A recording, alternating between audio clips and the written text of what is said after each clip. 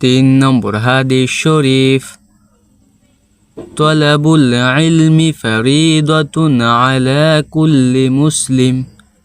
হাদিস শরীফের অর্থ, দ্বীনি ইলম তলব করা প্রত্যেক মুসলমানের উপর ফরজ। তিন নম্বর হাদিস শরীফ, তলাবুল ইলমি ফরিদাতুন আলা কুল্লি মুসলিম। হাদিস শরীফের অর্থ, দ্বীনি ইলম তলব করা প্রত্যেক মুসলমানের উপর ফরজ। আমাদের চ্যানেল যারা নতুন দর্শক আছেন, আমাদের চ্যানেলটি সাবস্ক্রাইব করে আমাদের পাশেই থাকবেন নিয়মিত দোয়া, হাদিস এবং কুরআন শিক্ষা সহ বিভিন্ন প্রকারের শিক্ষণীয় ভিডিও পেতে। আসসালামু আলাইকুম।